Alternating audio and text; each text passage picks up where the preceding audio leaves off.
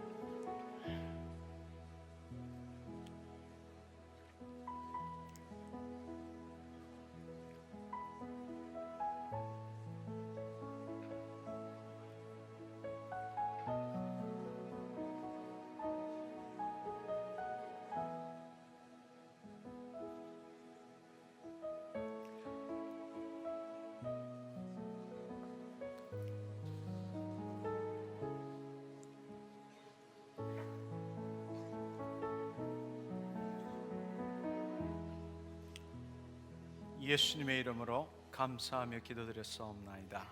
아멘.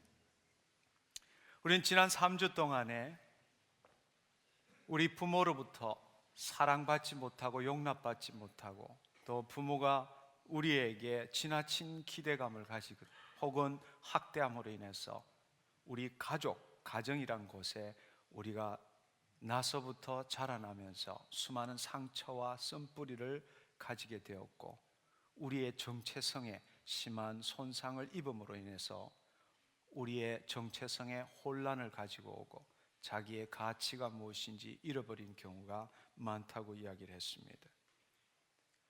우리 부모님들이 사랑 주지 않고 용납하지 않고 지나친 기대를 하고 학대를 함으로 인해서 우리는 우리 마음속에서 늘 부족하고 불충분하고 완전하지 못하고 수치스러운 그러한 마음을 갖게 됩니다. 이것도 못하냐 바보야 로부터 시작해서 수많은 언어적인 학대를 통해서 그분들이 할 수 있는 그 기대치, 그분이 원하는 기대치에 우리가 도달하지 못했을 때 깨어진 마음을 가진 부모는 우리를 사랑하기 때문에 하는 이야기지만 그것은 나의 존재에 독을 뿌리는 수치심이 되고 늘 내 하는 행동이 못마땅할 때에 던지는 말로 인해서 나는 죄책감을 느끼게 됩니다. 그 부모로 인해서 우리가 느끼는 것이 속박적인 죄책감과 정죄감들입니다. 그러나 한편으로 우리에게 생명 같은 그 부모님이기 때문에 그분으로부터 사랑받지 못하고 인정받지 못한다면 나는 살 수 없는 아무것도 아닌 존재이기 때문에 그분들의 사랑과 인정을 받기 위해서 우리는 끊임없이 그분들의 마음에 맞는 내가 되려고 노력하고 있다는 사실입니다. 그것을 바로 사람을 대할 때에 생기는 자아, 이상적인 자아, 내가 그렇게 되리라고 기대하려고 스스로 포장한 자아, 그러한 자아가 내 마음속에서 생긴다는 사실입니다.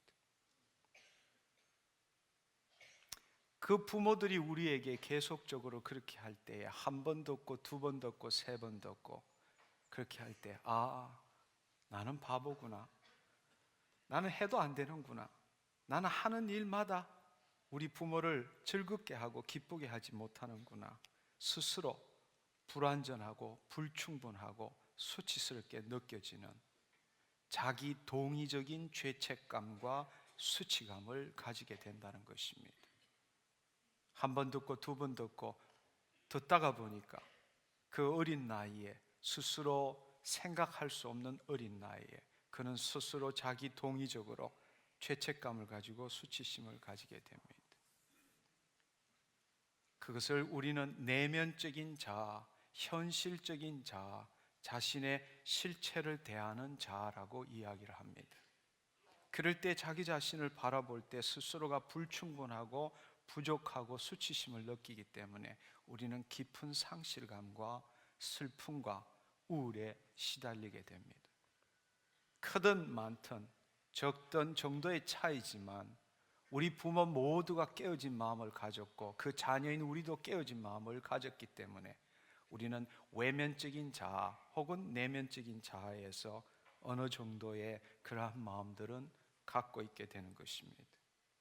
그러나 그러한 죄책감과 수치심으로 인해서 우리의 삶 속에는 다양한 상처와 쓴뿌리들이 만들어지기 시작합니다. 첫 번째로는 바로 다른 사람을 대하는 자아인 외면적인 자아와 자기의 실체를 대하는 내면적인 자아가 불일치할 때에 결국에는 문제를 가지게 됩니다. 자기 스스로 내면적으로는 스스로가 굉장히 무가치하고 상실감과 슬픔이 올라옴에도 불구하고 내가 살기 위해서는 내 부모가 원하는 대로 내 자아를 맞춰가야 할 때에 내면적인 자아와 외면적인 자아의 폭이 커지면 커질수록 그는 자신을 되돌아볼 때 마치 자신을 몸을 파는 것과 같은, 자기를 파는 것 같은 느낌을 가지게 됩니다. 나는 도대체 누구일까? 바로 정체성에 혼란이 오게 됩니다. 그것이 지나치게 도를 넘어섰을 때는 결국에는 반항으로, 분노로 나오게 되죠. 그러나 그 부모에게 그분이 나의 생명을 돌보고 양육하는 부모이기 때문에 내가 그 부모에게 내 마음에 있는 슬픔과 고통과 분노를 나타낸다는 것은 있을 수가 없습니다. 그렇기 때문에 그는 그 분노를 자기 내면으로 눌러놓고 있는 것이죠. 그것이 어디로 가느냐? 우울로 간다는 사실입니다. 결국 그것이 스스로 내면으로 눌러놓은 분노가 궁극적으로는 우울로 간다는 것입니다. 오늘날 수많은 사람들이 우울을 겪고 있습니다. 물론 다양한 경우들이 많겠지만 가장 핵심적인 것은 내면적인 자아와 외면적인 자아, 그것이 서로 혼란을 일으키고 스스로가 자신의 내면적인 자아를 눌러놓음으로 인해서 자기의 정체성과 존재 가치가 무엇인지 알지 못하고 자신 스스로가 누구인지 알지 못할 뿐만 아니라 내가 어떻게 살아야 될지, 주위의 환경에 어떻게 대해야 될지, 내 미래가 어떻게 될지에 대한 잘못된 사고방식을 갖고 있기 때문에 결국 그는 우울로 빠질 수밖에 없다는 사실입니다. 사람에 따라서는 외면적인 자아와 내면적인 자아의 혼란을 겪을 뿐만 아니라 어떤 경우에는 다른 사람을 대하는 자아가 자신의 전부라고 생각하고 외면적인 자아에 기초한 삶을 사는 사람도 있습니다. 그는 그 마음속에 늘 굶주린 마음과 버림받은 마음을 갖고 있습니다. 왜? 내가 사랑받기 위해서, 내가 인정받기 위해서는 나의 권위자에게 맞춰야 하기 때문입니다. 그러나 늘 굶주린 마음과 버림받은 마음을 갖게 되고 그 뒤에는 심한 거절감으로 시달리게 되죠. 또 한편으로는 내 자신이 누구일까의 관심보다는 내 권위자가 혹은 다른 사람이 나를 어떻게 생각할까에 대한 두려움과 불안감이 그 마음을 온통 가득 채우고 있다는 사실입니다. 늘 불안감과 두려움 속에 시달립니다. 내가 이렇게 할 때에 저 사람이 나를 어떻게 생각할까? 또 한편으로는 그 사람과 비교를 하지만 나라는 인간이 승리하기 위해서는 시기하고 질투하고 비난하는 마음을 가지기도 합니다. 결국 그런 마음을 갖고 살게 되죠. 그럴 때에 적극적인 반응도 하고 또 적극적이지는 않지만 다른 반응도 하게 됩니다. 어떤 경우에는 나 그런 인간이야, 어쩔 수 없지, 스스로가 포기하는 그런 삶을 살기도 합니다. 또 어떤 사람은 지난주에 말씀드린 것처럼 성취지향성, 잘해야만이 사랑받는다, 사랑받기 위해서는 잘해야 한다, 바로 이 썬뿌리에 붙잡혀서 늘 성취지향성을 지니고 삶을 살게 됩니다. 극단적인 반응에 있어서는 날 원치 않는다는 거지, 그래? 그러면은 나도 뭔가 보여주겠어, 이렇게 해서 반항으로 살아가는 사람도 있습니다. 또 한편으로는 아주 교묘하게 날 원치 않는다는 거지, 언젠가는 내가 뭔가를 보여주겠어, 이렇게 사는 사람도 있습니다. 그것이 오늘날 대부분의 문제가 되는 완벽주의적인 삶입니다. 모든 방어 기제를 다 동원해서 자기 자신을 눌러놓고 자기 스스로가 나도 인정받을 수 있는 사람이다 라는 것을 보여주기 위해서 자기의 인생의 모든 것을 걸고 열심히 노력합니다. 완벽주의적인 삶을 사는 거죠. 하나님을 섬기는 것도 완벽주의를 추구하기 위해서 하나님을 도구로 사용하는 사람들이 얼마나 많은지. 내가 예수 믿는데 어떻게 2등을 할 수 있어? 1등을 해야지. 그 밑에 깔려 있는 것은 자신이 인정받고 나도 뭔가 괜찮은 사람이라고 증명하기 위해서 예수 그리스도를 그 사람의 완벽주의의 수단으로 사용하고 있다는 사실입니다. 또 반면에 어떤 사람들은 자신의 실체를 대하는 자아, 내면적인 자아에 기초한 삶을 살기도 합니다. 여러분, 우리 마음속에 우리가 깨어진 마음을 가졌을 때 우리 인간이 가지고 있는 세 가지 역동성, 두 번째 주에 말씀을 드렸습니다. 끊임없이 올라오는 갈망, 쾌락을 추구하는 갈망, 내 백성이 두 가지 악을 행하였나니 생수의 근원인 나를 버린 것과 스스로 웅덩이를 판 것인데 물을 저축치 못할 터진 웅덩이니라. 우리의 뱃속은 본래 하나님의 생명이 들어올 때라야만이 모든 그 기쁨, 사랑, 만족이 충만한 것인데 하나님의 영광이 떠남으로 인해서 밑빠진 독에 물 붓듯이 육적으로 혼적으로 모든 것을 채워넣고자 하는 갈망, 끊임없는 갈망, 그 뱃속에 뭐가 들어있는지는 모르지만 뭔가를 채우고자 하는 갈망에 시달리고, 두 번째로는 내 깨어진 마음으로 해서 올라오는 두려움과 불안과 수치심과 슬픔들을 끝끝내 자기 방식대로 눌러놓으려고 하는, 숨기려고 하는 마음, 죽기 직전까지 자신의 고집으로 자기가 할 수 있다면 뭐든지 자기가 해야 되는 교만함, 이 세 가지의 역동성이 모든 인간에게 있다고 말씀을 드렸습니다.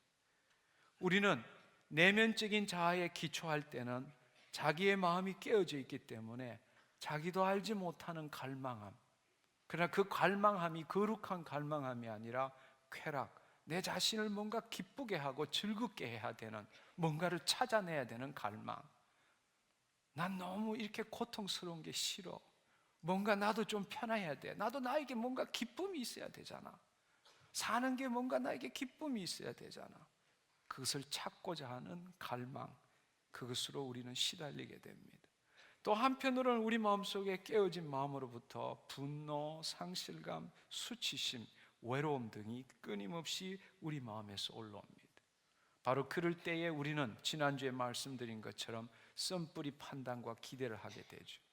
다른 사람을 부정적으로 비판적으로 판단을 하고 그것에 대한 기대로 자신이 거듭는 삶을 살기도 합니다.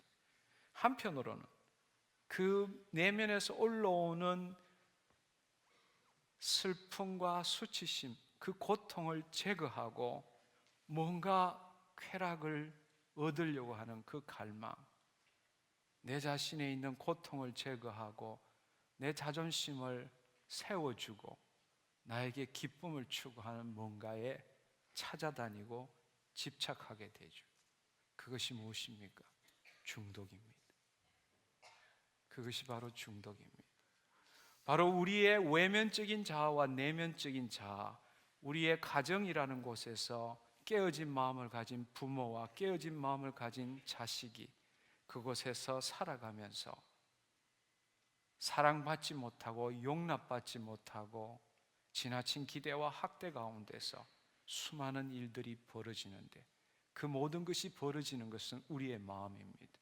우리의 마음에는 부모에게 맞추고자 하는 외면적인 자아와 인간 본래가 가지고 있는 그 내면적인 자아, 그것이 서로 상충되고 한 곳에 묶였을 때에 우리는 갖가지 상처와 씀뿌리들을 가지게 되고, 그 씀뿌리를 붙들고 있을 때 그것이 나에게 신념 체계가 되어서 내 사고 체계에 들러붙어서 이것이 옳은지 그른지도 알지 못한 채 그 방식에 의해서 생각하고 느끼고 살아가고 있다는 것입니다.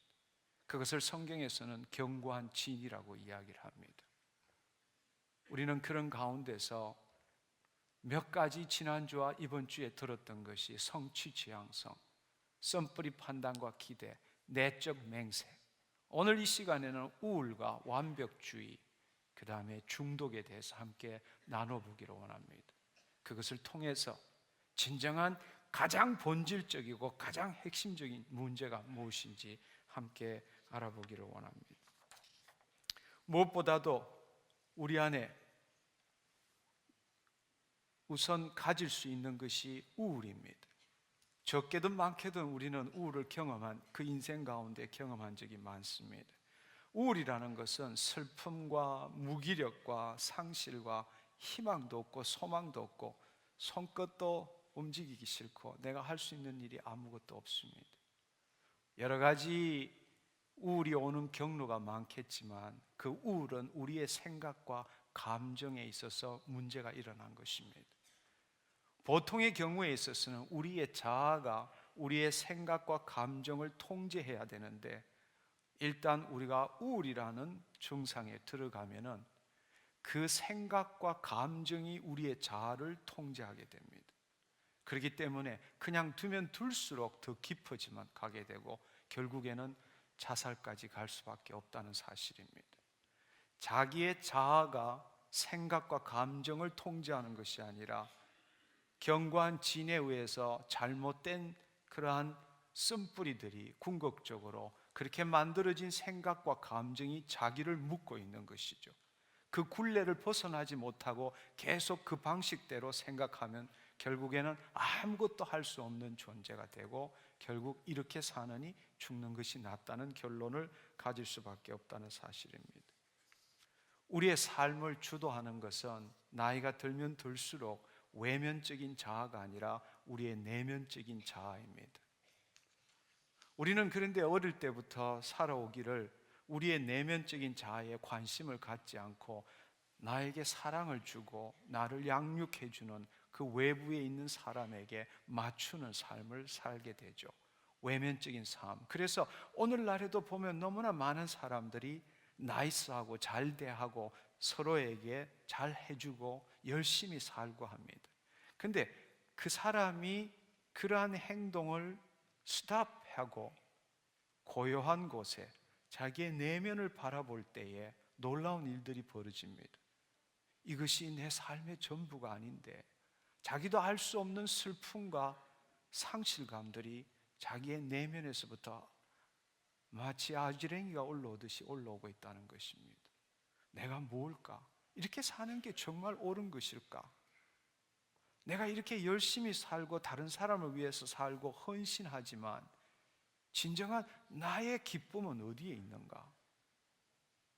나의 삶의 근본이 내 안에서 말할 수 없는 사랑에 의해서 그 사랑의 발로로서 이렇게 사는 것일까?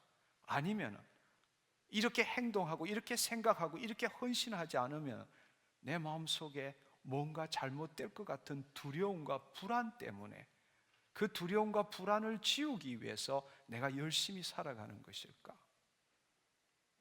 깊은 고민에 빠지기 시작합니다. 그래서 어떤 사람은 자기 내면에서 올라오는 그 슬픔과 그 우울과 그 수치감을 느끼고 싶지 않기 때문에 그 시간마저도 더 열심히 생활하고 있다는 것입니다. 다람쥐 쳇바퀴 돌듯이 어디를 가는지 모르지만 아침에 일어나면 누구보다 일찍 일어나고 누구보다 많은 일을 하고 누구보다 많은 헌신을 하지만 가만히 있지를 못합니다. 아무 일도 안 하면 벌써 내 마음속에 죄책감이 들어오고 이랬으면 안 되는데 내가 왜 이러지? 그 마음속에서 수치감, 불안감, 두려움이 올라오게 된다는 사실입니다. 그것이 바로 내면의 자아의 목소리입니다. 그 내면의 자아가 누구인지를 해결하지 못한다면 우리는 그야말로 쳇바퀴 도는 삶을 살 수밖에 없고 당신에게 평안이란 것은 없다는 사실입니다. 내가 너희에게 평안을 주노니 내가 주는 평안은 세상이 주는 것과 같지 않다고 말했습니다. 우리는 그 외면적인 자아를 통해서 내가 통제함으로써 내가 다른 사람에게 잘해줌으로써 내가 느끼는 평안으로 만족하는 삶을 산다는 것입니다. 그러나 예수님께서 우리에게 주시는 평안은 그런 평안이 아니라 세상이 줄 수 없는 평안입니다. 우리의 내면에서도 끊임없이 나의 행위와 노력과 내 생각과 내 감정과 상관없이 내가 어떤 일을 하든 간에 상관없이 일을 안 할 때라도 내가 무직으로 뒹굴뒹굴 굽을 때라도 내 뱃속 깊숙한 곳에서 올라오는 그 평안, 그 평안이 있을 때라야만이 우리는 내가 누구인지를 알 수 있다는 사실입니다. 근데 우리는 그것을 느끼지 못하고 사는 사람들이 대부분입니다. 우울도 마찬가지입니다.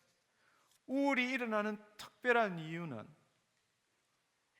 어릴 때부터 외면적인 자아가 내면적인 자아를 철저하게 통제를 했습니다. 그는 외면적인 자아를 통해서 사랑받고 용납받기 위해서 인정받기 위해서 자기 몸을 팔듯이 다른 사람을 위해서 자기의 자아를 팔아서 살아온 것입니다. 그리고 철저하게 내면적인 자아를 눌러놨습니다. 그런 삶을 사는 자는 아무리 하나님의 말씀을 들어도 그 말씀이 외면적인 자아를 충족할 수는 있을지 몰라도 그 내면에는 아무런 영향을 못 미친다는 사실입니다. 두 번째로는 내면적인 자아가 완전히 잘못된 믿음을 갖고 있고 잘못된 가치 체계를 갖고 있기 때문에 외면적인 자아로 아무리 하나님의 말씀을 들어도 내면적인 자아가 움직이지 않는다는 것입니다. 우울에 시달리는 대부분의 사람들은 너무나 오랫동안 어떤 면에 있어서 한 이해가 되겠죠. 내 남편을 위해서, 내 아내를 위해서, 내 자녀를 위해서 살았습니다. 왜? 사랑하기 때문에. 내 간이라도 빼줄 만큼, 내 목숨이라도 줄 만큼 그렇게 살았습니다. 그러나 그 자녀도 떠나가고 그 남편도 떠나가고 그 아내도 떠나가고 했을 때에 자신의 내면의 자아는 뭔지를 알 수가 없는 겁니다. 한 번도 직면해 본 적이 없는 것입니다. 그는 사는 것이 허무합니다. 자기가 누구인지도 모르고 자기의 존재 가치가 무엇인지도 알지 못합니다. 결국에는 그 안에서 올라오는 것들을 감당할 수 없게 되는 것이죠. 결국 우울로 가는 것입니다. 진정한 것은 자기의 내면적인 자아를, 그 자아가 잘못됐다는 것을 볼 줄 알아야 되는데 그것을 볼 수 있는 길이 없다는 것입니다. 그는 그것마저 놓으면 죽는다고 생각합니다. 우울에 걸린 사람은 자기의 내면적인 자아를 포기할 때라야만이 그것을 통해서 하나님의 말씀이 들어가는데, 하나님 말씀을 아무리 듣고 외우고 해도 그것은 내면적인 자아에 머무를 뿐이지, 외면적인 자아에 머무를 뿐이지 내면적인 자아에 들어가지를 못합니다. 마치 원숭이가 코코넛을 손을 집어넣고는 그 안에 있는 것을 한 움큼 쥐고 그 코코넛에 못 빼낸 것과 똑같습니다. 이걸 놓고 빼면은 진정한 자기를 깨달을 수 있는데 그걸 붙들고는 못 놓는 거예요. 죽을 때까지. 히브리서 2장 5절에 보면 죽기를 두려워함으로 일생에 매어 종로로 타는 자를 해방시켜 주려 함이니라. 예수님이 그렇게 오셨음에도 불구하고 죽기를 두려워하기 때문에, 그것마저 놓으면 죽음이라고 생각하기 때문에 자기의 내면적인 자아를 놓지를 못하는 것입니다. 한편으로 완벽주의도 외면적인 자아에 기초한 삶을 살 때 일어나는 하나의 쓴뿌리, 경관지인입니다. 완벽주의는 내가 완벽하게 모든 일을 행하지 않으면 한 인간으로 대접받을 수 없다라고 굳게 믿는 믿음입니다. 내가 뭔가 완벽하게 해내지 못하면 절대로 나는 한 인간으로 대접받을 수 없다라는 굳은 신념 체계입니다. 늘 지나친 기대 속에 살아왔던 사람, 늘 뭔가를 했을 때도 그 부모가 그것에 대해서 만족함을 표시하지 않고 더 잘할 수 있는데, 저도 완벽주의의 대표적인 한 예입니다. 제가 1등 해서 가지고 가면은 우리 아버지의 관심은 1등이 아닙니다. 2등하고 격차가 얼마가 났는지가 그게 궁금한 거예요. 100점을 맞아가면 100점에 별로 관심이 없습니다. 반에 몇 명이 100점 했느냐. 아무리 잘해도 만족이 없습니다. 좀 더 잘할 수 있는데, 이렇게 하면 좀 더 잘할 수 있는데, 그 어린 나이에 자녀들은 그 기대감에 맞추기 위해서 자기의 전 인생을 거는 거죠. 완벽하기 위해서. 얼마나 더 해야 완벽할 수 있습니까? 완벽주의자는 결코 자기가 이룰 수 없는 목적을 정하고 그 목적을 따라서 끊임없이 자신을 학대합니다. 그러나 그것을 학대해서 그것을 얻었을 때에 남으로부터 인정받습니다. 그러나 잠시도 그것이지, 그는 일 자체에 뭔가를 의미를 두는 것이 아닙니다. 자기도 한 인간이라는 것을 증명하는 하나의 수단일 뿐입니다. 수단일 뿐입니다.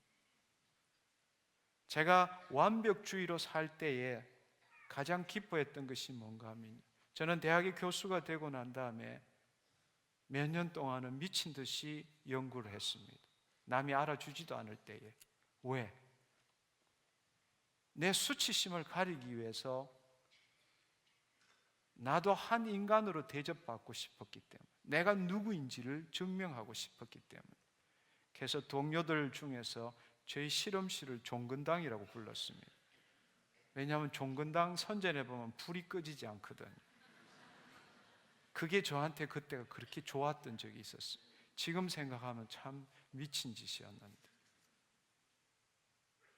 결코 이룰 수 없는 목적을 정하고 그 일을 위해서 달려가는 것입니다. 스스로 학대하는 것이죠. 한 인간으로 대접받고 싶은 마음 때문에 그렇습니다. 거기에 있어서는 쉰다는 것은 죄악입니다. 스케줄이 없으면 뭐라도 스케줄을 채워서 집어넣어야 돼요. 가만히 있다라는 것은 그 안에서 죄책감이 들기 때문에 그렇습니다. 얼마나 안타까운 일인지 모릅니다. 완벽주의자에게 가지는 마음은 보상 심리입니다. 보상, 인정받는 보상입니다. 그리고 자기 자신을 감출 수 있어요. 왜냐하면 자기 자신은 늘 마음속에 불안하고 두렵기 때문에 일을 열심히 하고 인정받으면 자신이 부족하고 자신이 잘못됐다는 것을 은폐할 수 있기 때문에 그렇습니다. 그러나 열심히 살지 않고 자기가 정한 목적에 나아가지 못할 때에 다가오는 것은 극심한 우울입니다. 그 쳇바퀴에 빠지는 것이죠.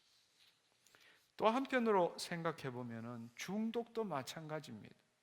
중독이라는 것은 어떤 일에 습관적으로 열중하거나 몰두하는 것을 우리는 중독이라고 이야기를 합니다. 정신의학적으로 이야기를 하자면 중독이라는 것은 자신에게 쾌락을 주는 것, 자신에게 고통, 자신의 고통을 제거하는 것에 그러한 환경이나 물질이나 어떤 사람에게 자신의 심리적인 에너지를 투입함으로써 그것을 자신의 심리적인 에너지를 그 환경이나 사물이나 어떤 인간에게 자신의 심리적인 에너지를 투입하면서 이루어지는 집착이라는 것입니다. 집착. 여러분 한번 생각해 보십시오. 중독이라는 것 한번 생각해 보십시오. 깨어진 마음을 가진 자가 가지는 것이 쾌락을 추구하는 겁니다. 자신을 기쁘게 하는 겁니다.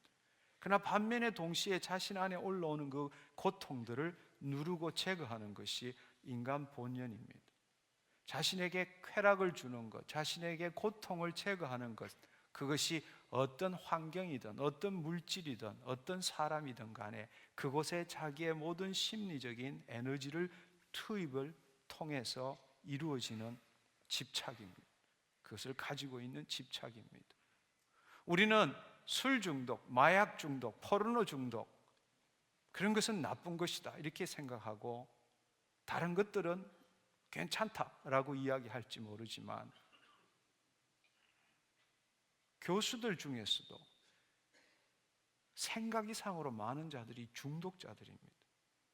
그는 어쩌다가 보니까 책을 많이 보게 된 책 중독자인 거예요. 정말 중요한 것은 술 중독이냐, 마약 중독이냐, 무슨 중독이냐, 이것이 중요한 것이 아니라 자기 집에 포르노 책이 있으면 포르노 중독이 되는 거예요.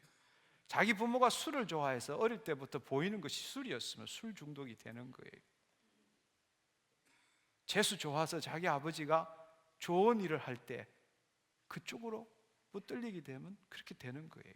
그러나 중요한 사실은 당신의 쾌락을 없애고 당신의 쾌락을 추구하고 당신의 고통을 제거하는 그 에너지의 투입, 그것에 대한 집착이 하나님께 있지 않다면 그것은 하나님에 대한 우상 숭배일 뿐이라는 사실입니다. 근데 우리는 세상적으로 이건 좋은 것, 이건 나쁜 것 이렇게 하지만 정말 중요한 사실은 당신의 집착이 지금 어디에 있느냐, 그것이 정말로 중요하다는 사실입니다. 여러분 한번 생각해 보십시오. 우리는 다 우리의 삶 동안에 고통스럽고 나도 인간인데 즐거움이 있어야 되지 않느냐, 그 쾌락과 그 고통을 제거하기 위해서 어떤 행동을 했을 때 그 행동이 나에게 효과가 있었어. 나에게 기쁨을 줬다는 거예요. 그러다 보니까 내가 또 그런 고통을 제거하고 기쁨을 느끼고 싶을 때 그 행동을 했을 때 똑같은 효과를 주었어. 그러다 보니까 한 번 하고 두 번 하고 세 번 하고 이제는 내 그런 기분이 들 때마다 그 행동을 할 때마다 그것은 나에게 기쁨을 줬어. 효과를 줬어. 그렇게 될 때 그것은 조건화된 학습이 되는 거예요. 학습. 이제는 문제가 생기고 그런 기분만 들어도 그 일을 행하게 되고 그것은 나에게 다시금 기쁨을 주게 되고 바로 그것을 조건화된 학습을 통해서 한 번, 두 번, 세 번, 네 번 해나가면서 나는 그것에 집착하게 되는 것입니다. 어느 날 그 일을 다른 일 때문에 행할 수가 없었어. 돈이 떨어지든지 아니면 물리적으로 뭐가 문제가 돼서 그 일을 못하게 됐어. 근데 그것은 나에게 너무나 큰 기쁨을 줬는데 그 일을 못하니까 나는 그 일을 위해서 어떤 것이라도 감수하면서 다시금 조건화된 학습 때문에 그것을 다시금 취하려고 한다는 거예요. 그것이 집착이라는 거예요. 그것이 집착이라고. 방해를 받더라도 다시 그 일을 행해야만이 나에게 기쁨이 있기 때문에 그 일을 행하고자 하는 그 집착, 그것이 우리 인생을 망치기도 하고 그것이 우리를 하나님 앞에 인도하기도 한다는 사실입니다. 우리는 그 집착을 통해서 우리는 그 기쁨을 누렸어. 근데 계속 그 기쁨을 누리다 보면 어느 날 이제는 그 행동을 하지 않으면 나에게 고통이 찾아와요. 어느 날 그 일을 행하지 않으면 나에게 고통이 찾아온다고. 결국 그 정도 되면은 집도 팔고 마누라도 팔고 자식도 팔고 자기 몸도 팔아서라도 그것을 채우고자 하는 것이죠. 그것이 바로 우리 금단 현상이라는 거예요. 금단 현상. 결국 그 정도까지 빠지게 되면은 그 중독은 우리의 머리에만 있는 게 아니라 우리의 온 몸 전신에 다 박히게 됩니다. 중독은 한 번 중독이 걸리면은 그 중독을 끊고자 하는 모든 노력은 오히려 집착을 가중시키는, 끊고자 하는 노력은 집착을 가중시키는 제물밖에 되지 않습니다. 제 개인적으로는 집착은 끊을 길이 없습니다. 우리가 무슨 AA 12단계 이렇게 하지만 그 집착을 끊을 방법은 없습니다. 중독은 정말로 치유되기가 어려운 아주 사단이 준 너무나 위험한, 너무나 어려운 질병입니다. 그러나 중독을 이길 수 있는 방법, 중독을 끊을 수 있는 방법이 있기는 해요. 뭔가 하면요, 더 큰 중독에 걸리면 돼요.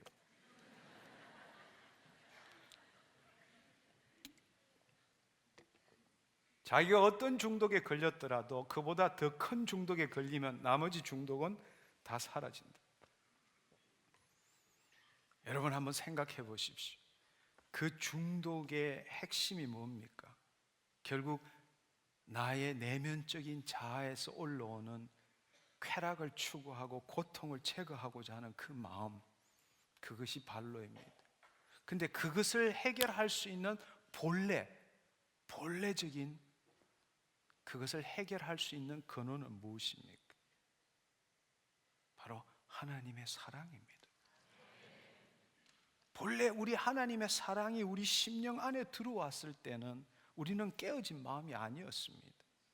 끊임없는 하나님의 사랑이 뱃속 깊숙한 곳에서 생수가 흘러 넘치는 것처럼 올라나온 것이 본래 인간이었습니다. 그러나 우리가 죄를 짓고 타락함으로 해서 하나님의 영광이 떠남으로 해서 물을 저축치 못할 터진 웅덩이가 되었고 그곳에 우리는 그것을 채우기 위한 집착으로 세상적인 것, 육체적인 것, 혼적인 것을 쫓아다니고 있다는 사실입니다. 결국 더 큰 중독은 하나님에 대한 중독입니다. 세상의 어떤 중독이라도 고칠 방법은 없지만 본래 오리지널한 중독, 하나님의 중독에 제대로 걸리면 나머지 중독은 다 사라지게 되어 있습니다. 아멘. 하나님께 중독되는 저와 여러분이 되기를 축원합니다. 네, 그렇습니다. 여러분 한번 생각해 보십시오. 지난주에 성취 지향성, 썸뿌리 판단과 기대, 오늘 우울, 완벽주의, 중독, 뭐든 간에 우리가 가지고 있는 이 썸뿌리로 인한 견고한 진, 이것의 근원이 무엇입니까? 한번 생각해 보십시오. 결국 그 근원은 나의 내면적인 자아의 정체성과 내 존재 가치가 뭔지를 모르는 데서 생긴 것입니다. 이 모든 것이 어디에서 나왔습니까? 우리가 타락한 인간이기 때문에 그렇죠. 우리는 깨어진 부모 밑에서 깨어진 마음을 가진 우리가 태어난 겁니다. 우리 모두가 죄악 가운데 태어난 것이죠. 우리의 가정이 완벽한 가정이 아닙니다. 하나님이 만드신 첫 가정도 살인이 일어난 콩가루 집안이었습니다. 어쩌면 우리는 성경의 첫 가정보다는 나은 가정이에요. 살인은 없었으니까. 그러나 우리 모두가 온전한 마음을 가진 자가 아닙니다. 그 가정 가운데서 사랑받지 못하고 용납받지 못하고 학대받으면서 그 가운데서 우리는 외면적인 자와 내면적인 자가 서로 충돌하기도 하고 한쪽으로 치우침에 따라 각가지 다양한 형태의 상처와 쓴뿌리와 견고한 진들이 생긴다는 것입니다. 그것에 따라서 우리는 내 스스로가 나는 누구인가 잘못된 생각을 가지기도 하고 자기가 누구인지 모르며 살기도 하고 그렇게 되는 것이죠. 근데 정말로 중요한 사실은 성경에서 우리에게 말씀하시는 사실은 아니 오늘날 정신의학이나 심리학에서 하는 모든 시도는 그 외면적인 자아와 내면적인 자아를 수리하고 고치고 새롭게 하려고 노력하고 있다는 것입니다. 각가지의 이론을 가지고 와서 인간이 무엇인지에 규명하고, 그러나 그 모든 출발점은 정신의학도 마찬가지고 심리학도 마찬가지고 오늘날의 과학에 대한 모든 인간에 대한 접근은 타락 후의 인간을 기점으로 하고 있다는 사실입니다. 그러나 성경은 타락 후의 인간은 인간이 아닌 거예요. 진정한 인간은 타락 전의 인간이라는 것입니다. 그런데 오늘날 모든 정신의학과 심리학은 타락 후의 인간, 그 인간을 인간의 원본이라고 놓고 그것을 어떻게 수선하고 어떻게 고치고 어떻게 더 잘 될 수 있도록 만드느냐에 최선을 기울이고 있다는 사실입니다. 그러나 성경은 우리가 잘 알고 있는 것처럼 누가복음 9장 23절의 말씀처럼 자신을 부인하고 날마다 자기 십자가를 지고 나를 쫓으라고 말씀하셨습니다. 오늘날 심리학은 외면적인 자아와 내면적인 자아를 어떻게 수선하고 어떻게 서로 화합할 수 있게 만드느냐, 이것에 대한 관심을 가지지만 성경은 외면적인 자아도 내면적인 자아도 다 부인하라는 것입니다. 그리고 자아를 십자가에 못 박아라 라고 말한다는 사실입니다. 왜냐하면 그것은 원본이 아니기 때문입니다. 타락 후의 인간이기 때문에 그렇습니다. 하나님이 우리한테 말씀하시고자 하는 건 너희는 그것이 아니다. 그것을 십자가에 못 박을 때에 타락 전의 원본을 찾게 되고 회복한다라고 말씀하신다는 사실입니다. 이것이 바로 성경과 모든 과학 틀리는 점입니다. 조금씩 우리가 개발하고 수선하고 좀 더 나아지는 것이 아닙니다. 날마다 그 두 자아를 십자가에 날마다 죽여라고 말씀하십니다. 그럴 때에 새로운 자아가 만들어진다 라고 말씀하십니다. 그게 원본이다 라고 말씀하십니다. 그게 복음입니다. 이 사실을 깨달아야 돼요. 이 사실을 깨달아야 합니다.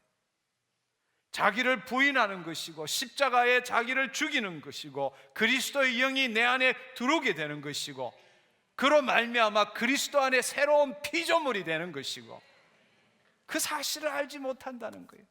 아직도 내 부모를, 아직도 내 형제를, 아직도 내 삶의 과거를 거기에 묶여서 나는 원망하고 비판하고 정죄하고 나 같은 인간은 살 길이 없다라는 식으로 고통스러워한다는 것입니다. 그것도 믿는 그리스도인들이. 근데 성경은 뭐라고 말씀하십니까? 자기를 부인하라는 거예요. 그 외면적인 자아도, 그 내면적인 자아도 부인하고 날마다 자아를 십자가에 못 박으라는 것입니다. 아멘. 아멘. 자아를 부인하는 것이 바로 이 세대를 본받지 말고 마음을 새롭게 함으로, 그것이 자기를 부인한다는 것입니다. 마음을 새롭게 한다는 것. 날마다 제 십자가를 지고, 고린도전서 15장 31절에 사도 바울이 단연코 자랑하는 것이 무엇입니까? 나는 날마다 죽노라 라고 말합니다. 바로 그것입니다. 날마다 죽을 때에 죽은 자만이 죄에서 벗어나 의롭다함을 얻느니라. 바로 우리 자아를 죽일 때 그리스도의 내 안에 들어오신 그 그리스도의 영이 나를 새로운 피조물로서 타락 전에 새로운 자아, 하나님의 마음으로 변화시켜 주신다는 것입니다. 그게 진정한 치유입니다. 근데 우리는 그 사실을 알지 못하고 여전히 그 외면적인 자아, 그 내면적인 자아에 묶여서 나는 이렇게 살아간다는 것입니다. 근데 놀라운 사실은 우리가 성경 말씀을 안 듣나요? 우리가 성경 말씀을 안 읽나요? 큐티를 안 하나요? 하고 있어요. 근데 그럼에도 불구하고 이 말을 듣는데도 불구하고 치유가 일어나지 않아요. 앞서도 말씀드린 것처럼 죽기를 두려워함으로 일생에 매여 종노릇하는 것이죠. 성경에 보면 고린도후서 10장 3절에서 5절 말씀에는 이렇게 말씀하십니다. 우리가 인간이지만 우리는 인간의 계획과 방법으로 싸우지 않는다. 우리는 사단의 견고한 진을 파쇄하기 위해서 세상적인 무기를 사용하는 것이 아니라 하나님의 강력한 무기를 사용해야 한다라고 말씀하십니다. 그것이 바로 하나님 앞에 견고한 진을 파쇄하는 강력이라는 표현입니다. 하나님 앞에 견고한 진, 하나님의 말씀을 듣는데도 불구하고 하나님 앞에 견고한 진, 스트롱홀드로 그것을 못 받아들이는, 그것을 파쇄할 수 있는 것은 인간의 계획이나 인간의 생각이 아니라 그 사단의 강력한 견고한 진을 파쇄하는 것은 하나님의 능력이라는 것입니다. 바로 그 능력이 복음이고 그 복음이 바로 은혜라는 사실입니다. 아멘. 에베소서 1장 4절 6절에 보면은 곧 창세전에 그리스도 안에서 우리를 택하사 우리로 사랑 안에서 그 앞에서 거룩하고 흠이 없게 하시려고 그 기쁘신 뜻대로 우리를 예정하사 예수 그리스도로 말미암아 자기의 아들들이 되게 하셨으니 이는 그의 사랑하는 자 안에서, 즉 예수 그리스도 안에서 우리에게 거저 주시는 바, 우리에게 공짜로 주시는 바 그의 은혜의 영광을 찬미하게 하려 하는 것이니라. 네. 은혜를 알지 못하는 사람 결코 상처를 치유받을 수 없습니다. 사도 바울이 나의 달려갈 길 주 예수께 받은 사명 곧 하나님의 은혜의 복음을 증거하는 것. 골로새서 1장 6절에 보면은 이 복음이 너희에게 이르매 너희가 듣고 참으로 하나님의 은혜를 깨닫는 날부터, 하나님의 은혜를 깨닫는 날부터 열매를 맺어 자란다고 말했습니다. 여러분 한번 생각해 보십시오. 이 복음, 이 은혜가 무엇입니까? 예수님께서 니고데모를 만나서 이야기를 할 때 니고데모야 그러면 내가 모태로 다시 돌아가야 합니까? 거듭나야 한다고 말씀하셨을 때, 그럴 때 예수님께서 이렇게 말씀하셨습니다. 사람이 물과 성령으로 나지 아니하면 하나님 나라에 들어갈 수가 없느니라. 육으로 난 것은 육이요 영으로 난 것은 영이니라. 아멘. 아멘. 지금 우리가 괴로워하고 아파하고 상처 때문에 고통스러워하고 자살하고 살인하고 하는 이 모든 것들이 육이라는 거예요. 육으로 난 것은 육이고 영으로 난 것은 영이니라 라고 말씀하십니다. 이 거듭남의 비밀을 알아야 한다는 것입니다. 우리는 타락 후에 규정지어진 정체성과 그 존재 가치로 살아가고 있다는 것입니다. 내 안에 계신 그 그리스도의 영의 인도함을 받을 때라야만이 자신이 누구인지를 알게 되는데, 내 안에 예수 그리스도의 영이 있음에도 불구하고 그 영의 인도함을 받지 않고 여전히 자신의 육적인 생각으로 자신의 존재를 규정하고 있다는 것입니다. 얼마나 안타까운 사실입니까? 여러분이 진정으로 영적으로 거듭날 때에 그때 서야만이 당신이 정확하게 누구인지를 알 수 있습니다. 자신의 자아를 포기할 때라야만이, 그리고 그리스도의 영의 인도함을 받을 때라야만이 하나님의 관점에서 당신이 누구인가를 알게 된다는 것입니다. 내가 비록 그리스도인이 되었음에도 불구하고 대부분의 사람들은 과거에 타락된 자기의 정체성과 존재 가치를 갖고 시달리고 괴로워하고 슬퍼하고 살고 있다는 것입니다. 그러나 그 자아를 포기할 때 내 안에 있는 그리스도의 영에 의해서 그 관점에서, 하나님의 관점에서 나를 볼 때 내가 누구인지 알 수 있다는 겁니다. 우리는 육신적으로 살아오면서 대부분 고통 가운데, 상처 가운데, 쓴뿌리 가운데 살았습니다. 그러나 영의 눈이 떠지면은 당신이 그 고통 속에 살았지만, 그러나 그곳에서도 예수님이 당신과 함께 있었다는 것을 알게 된다는 사실입니다. 아멘. 수많은 자들을 치유할 때 보면 하나님의 영광 가운데서 그에게 기도하고 과거로 돌아가면 그들은 믿음의 눈으로 예수님을 바라봅니다. 그리고 예수님이 말씀하시는 걸 들을 수 있습니다. 왜? 하나님의 관점에서 자신을 볼 수 있기 때문입니다. 그제서 비로소 여러분은 이 말을 이해할 수 있게 됩니다. 주께서 내 장부를 지으시며 나의 모태에서 나를 조직하셨나이다. 내가 주께 감사하면 나를 지으심이 신묘막창하심이니라. 주의 행사가 기이함을 내 영혼이 잘 아나이다. 내가 은밀한 데서 지음을 받았고 땅의 깊은 곳에서 기이하게 지음을 받았을 때에 나의 형체가 주의 앞에 숨기지 못하였나이다. 내 형질이 이루기 전에 주의 눈이 나를 보셨으며 나를 위하여 정한 날이, 하나님 우리 어미로부터 나오긴 그날 하나도 되기 전에 주의 책에 다 기록이 되었나이다. 야곱의 집에, 이스라엘 집에 남은 모든 자여 나를 들을지어다. 배에서 남으로부터 내게 안겼고 태에서 남으로부터 내게 품기운 너희여, 너희가 노년에 이르기까지 내가 그리하겠고 백발이 되기까지 내가 너희를 품을 것이라. 내가 너를 지어선적 안을 것이요 품을 것이라 구하여 내리라.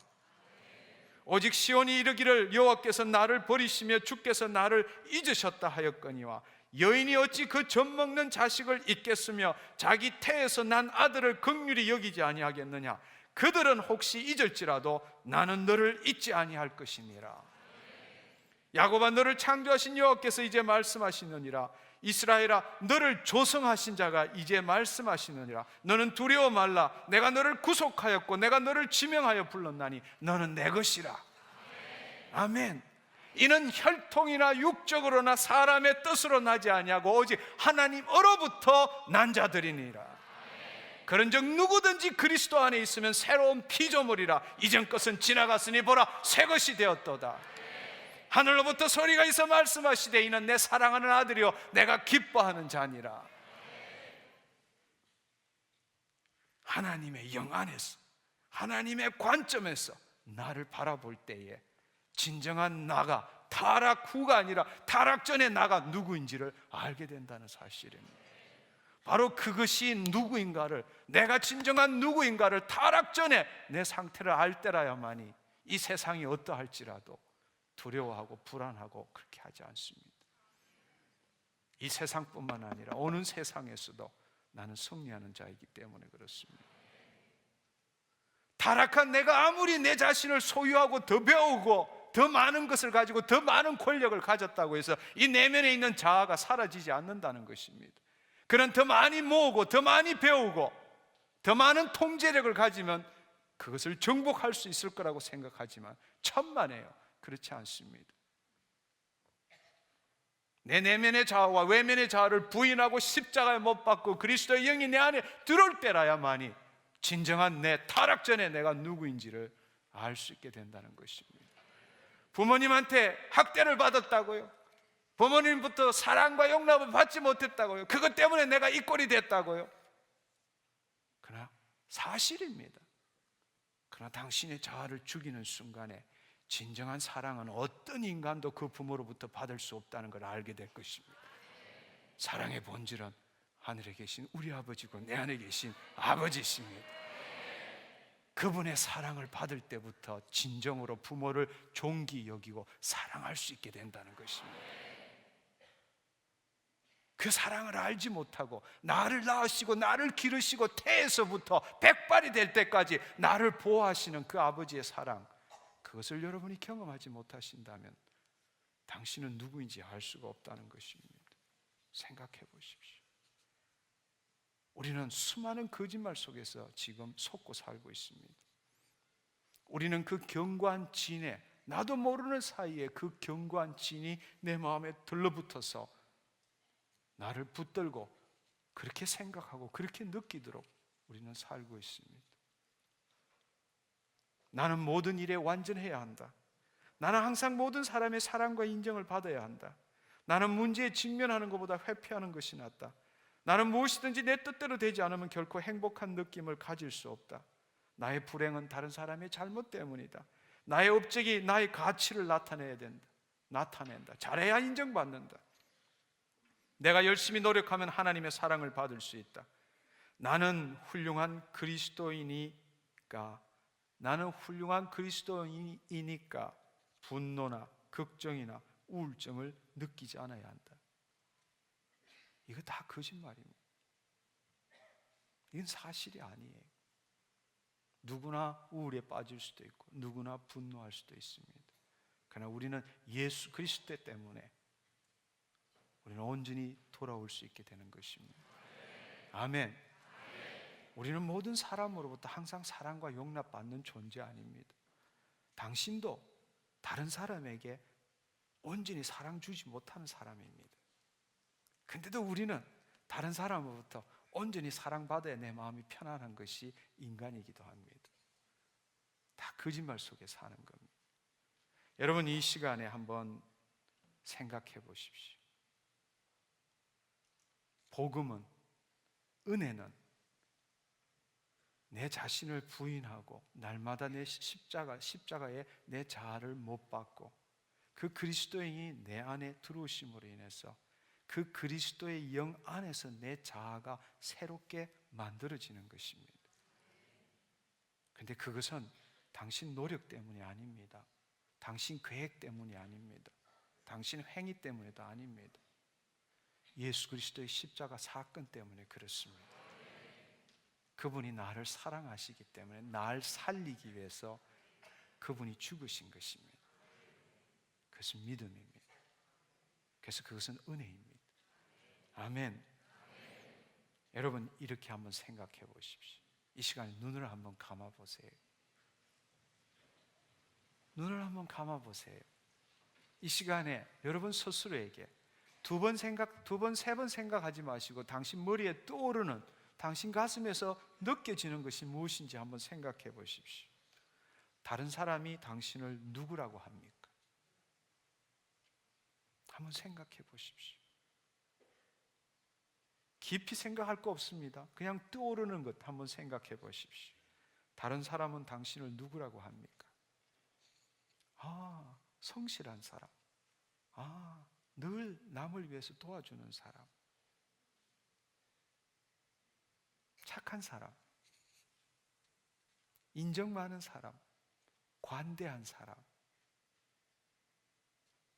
그렇다면 스스로에게 물어보십시오. 당신은 당신을 누구라고 생각하십니까? 당신은 당신 스스로를 누구라고 생각하십니까?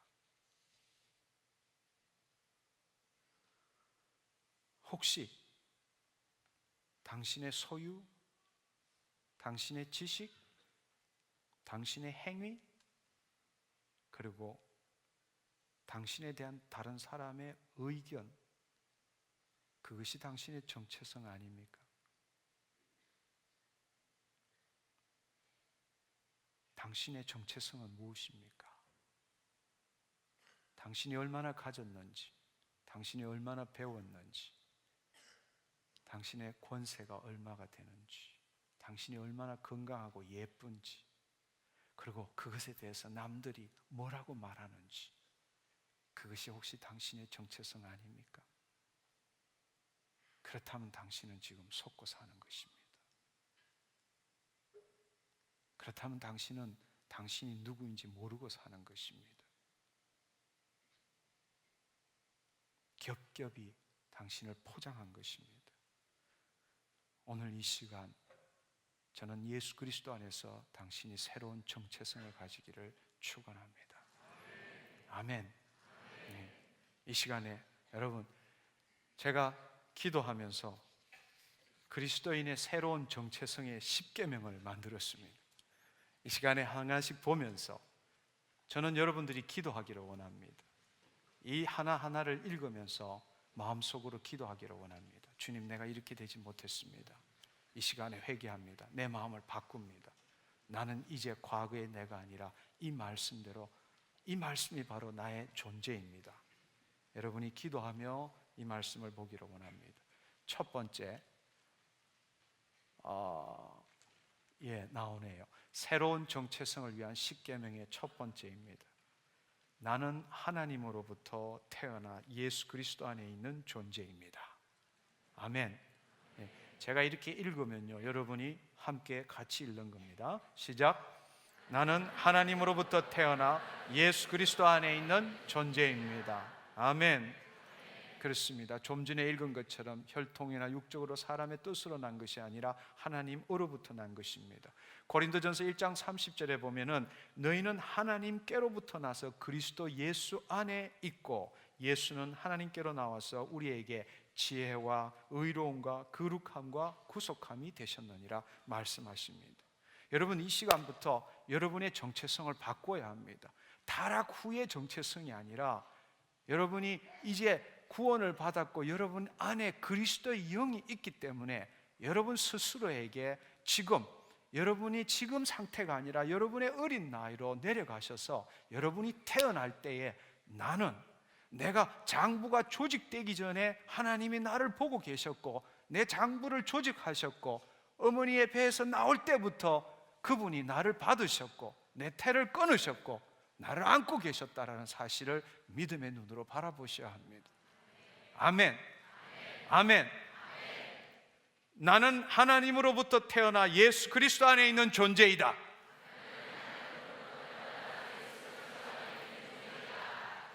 두 번째 계명, 나는 나의 모든 상처와 썸뿌리에 예수님의 피를 덮은 영적으로 거듭난 존재이다.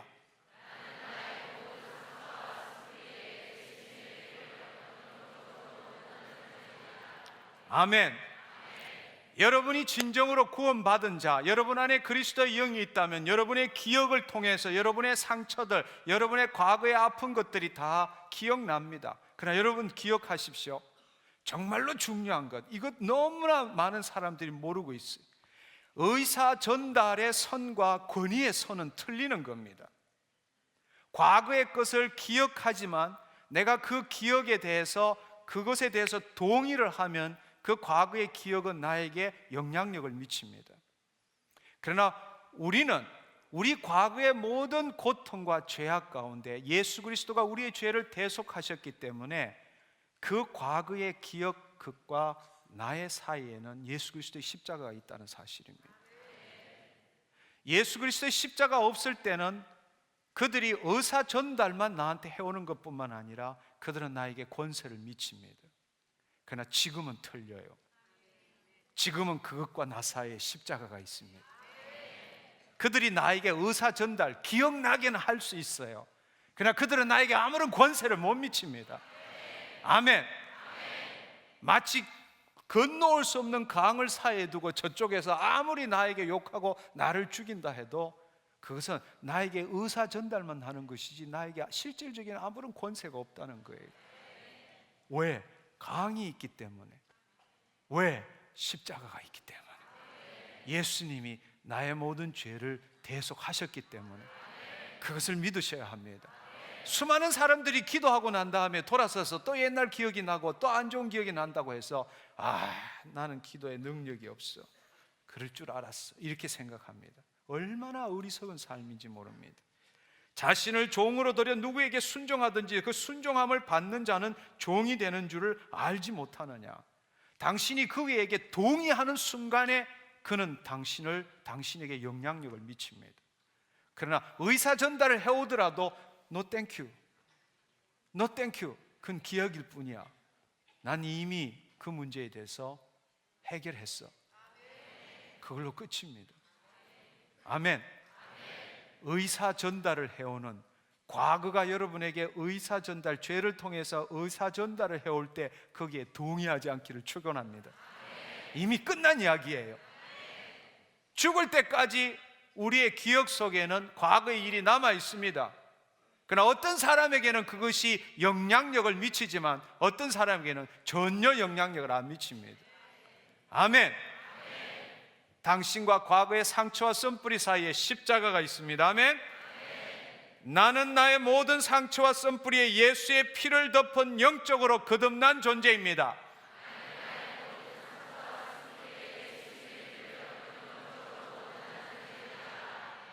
아멘. 예수의 피 흘림 없이는 죄 사함이 없고 육체의 생명은 피에 있다고 그랬습니다. 예수의 피를 덮었다는 것은 내가 죄 사함을 받았다는 것이고, 두 번째로는 그리스도 영이 나에게 함께 있다는 사실입니다. 따라서 영적으로 거듭난 존재입니다. 아멘. 타락 후에 당신이 아니라 타락 전으로 당신으로 변했다는 사실입니다. 아멘. 당신 안에 그리스도의 영이 있다면 당신의 죽을 몸도 살립니다. 세 번째, 나는 영적 경험을 하는 육적인 존재가 아니라 새로운 육체를 경험하는 영적 존재입니다.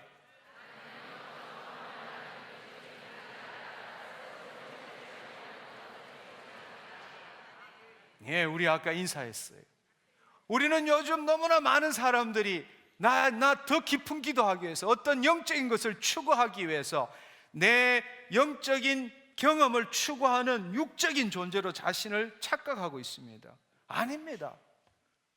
하나님이 우리를 보시는 것은 죽었느냐 살았느냐는 호흡이 있느냐 없느냐로 따지는 것이 아니라 당신 안에 그리스도의 영이 있느냐 없느냐로 죽고 삶을 따진다는 사실입니다. 당신은 육의 혼을 소유한 영적 존재입니다.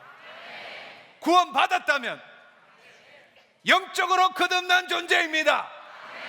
아멘. 이제 당신은 그 영적 존재인데 새로운 육체를 경험하는 거예요. 타락 전의 육체를 경험하는 존재입니다. 아멘. 무엇으로? 그리스도의 영으로, 그리스도의 인도함으로, 내 안에 계신 그 성령의 능력으로. 아멘. 그렇습니다. 우리는 육적인 존재로 영적인 경험을 하려고 더 기도하고 막 이렇게 하는데 최선을 다하는 삶을 삽니다. 착각하지 마십시오. 하나님은 공의로우신 분이에요. 하나님은 우리에게 지식이나 재능이나 은사, 능력을 동등한 게 준 것이 아니고 하나님 자신을 우리에게 똑같이 주신 분입니다. 아멘. 네, 그래서 공의로우신 분이에요. 어떤 사람은 왜 부모한테 날 이렇게 낳으셨나요? 어찌고 저찌고 난리를 칩니다. 그러나 여러분, 하나님은 정말 공의로우신 분이에요. 우리에게 지식이나 능력이나 은사를 동등하게 준 것이 아니라 당신 자신을 누구에게나 구원받은 자에게 똑같이 주신 것입니다. 이제 남은 것은 당신의 새로운 육체를 경험하는 그 그리스도의 영으로 말미암아 당신의 새로운 육체를 경험하는 존재, 그것이 바로 그리스도인이란 사실입니다. 아멘. 나는 영적 경험을 하는 육적인 존재가 아니라 새로운 육체를 경험하는 영적 존재이다.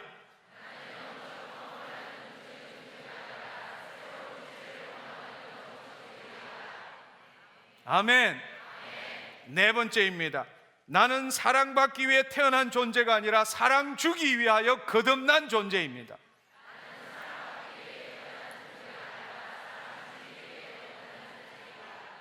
네, 그렇습니다. 나는 사랑받기 위해 태어난 존재 아닙니다. 그건 타락 후의 인간입니다. 그러나 여러분이 구원을 얻었다면 여러분 안에 있는 사랑의 본질, 생명이신 사랑이신 그 그리스도의 영 때문에 그 사랑을 주기 위하여 거듭난 존재입니다. 이제 더 이상 굶주려서 버림받아서 애걸복걸하지 마십시오. 하나님 당신 자체가 우리 안에 와 계신다는 사실입니다. 문제는 당신이 새로운 육체로 그 사랑을 누리느냐 못 누리느냐, 그 일을 위해서 그리스도의 영의 인도함을 받아야 한다는 사실입니다. 이미 다 주셨는데도 불구하고 누구로부터 그거 못 받아가지고 이놈 만나고 저놈 만나고 맞네 안 맞네 하고, 문제는 당신 안에 있습니다. 예, 문제는 당신 안에 있어요. 저희가 결혼해서 초창기에 서로한테 제일 많이 물었던 질문이 뭔지 아십니까? 우리 서로 잘 맞는다고 생각해? 주로 제가 질문했는데 제 아내는 한 번도 대답을 안 했어요. 근데 저희가 내적 치유 받고 난 다음에 그 이야기를 하더라고요. 그래서 저희 아내는 늘 마음속에 그런 마음을 품었대요. 안 맞으면 어쩔 건데.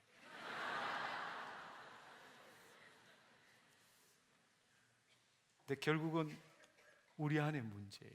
우리 안에 있는 굶주리고 버림받은 마음, 그 거절감 때문에 시달리는 것입니다. 이미 그분이 들어와 있습니다. 이 세상의 모든 사랑 우리 안에 와 계십니다.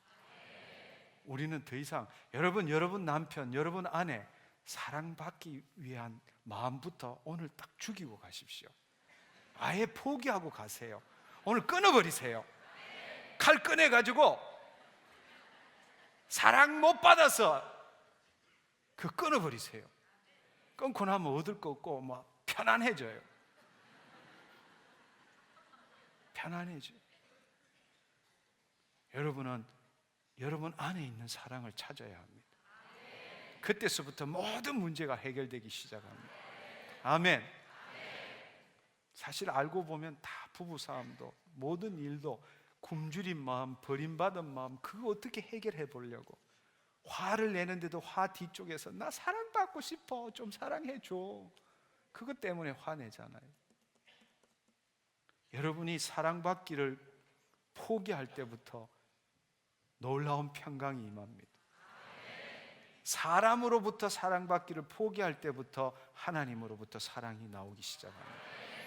나는 사랑받기 위해 태어난 존재가 아니라 사랑 주기 위하여 거듭난 존재입니다.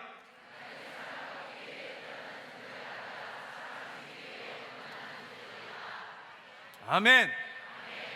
그래서 새 계명은, 새 언약의 새 계명은 내가 너희를 사랑한 것처럼 너희도 서로 사랑하라. 내가 너희를 용서한 것처럼 너희도 서로 용서하라. 네, 하나님으로부터 받은 것입니다. 아멘. 다섯 번째, 나는 예수님께 붙어 있지 않고는 아무것도 할 수 없는 존재이다.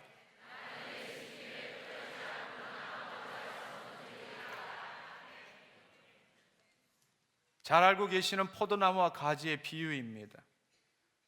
나는 포도나무여 너희는 가지니 나를 떠나서는 너희가 아무것도 할 수 없다고 그랬습니다. 예, 맞아요. 다 알아요. 우리는 예수를 믿고, 우리는 예수 믿고 내가 갈고 닦고 배운 것을 이 땅에 잘 나타내는 존재가 아닙니다. 나는 예수님을 이 땅에 나타내는 존재입니다. 아멘. 아멘. 예수 믿었기 때문에 그분이 나에게 주신 모든 것들, 갈고 닦고 배운 것을 잘 나타내는 존재가 아닙니다. 나는 예수님을 나타내는 존재예요. 예수님한테 안 붙어 있고는 죽은 자입니다. 근데 우리는 예수님한테 안 붙어 있고도 할 수 있는 일이 너무 많아서 문제예요. 언제 붙느냐? 내가 할 수 없을 때 붙는 거예요. 근데 여러분, 오늘 이 시간 이후부터 생각을 바꾸셔야 합니다.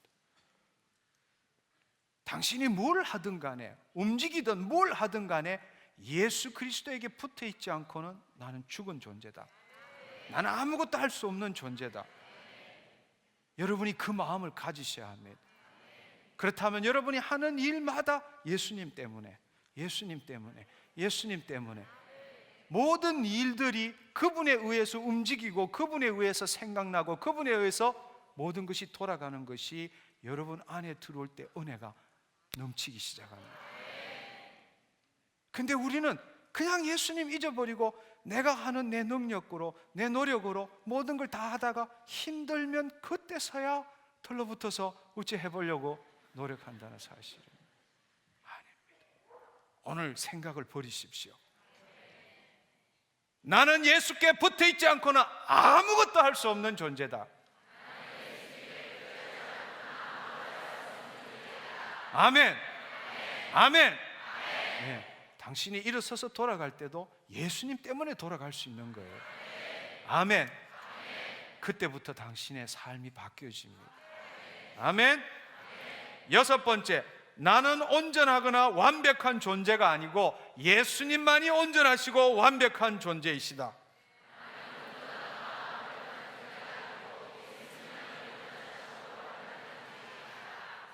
아멘. 네. 여러분은 누구한테도 사랑과 용납을 받을 수 없을 뿐만 아니라 당신도 누구한테나 사랑과 용납을 온전히 주지 못하는 존재입니다. 우리는 결코 완벽할 수 없습니다. 예수님은 완벽을 원치도 않습니다. 하나님은 완벽을 원치 않으세요. 하나님은 그분과 함께 하시기를 원하십니다. 아멘.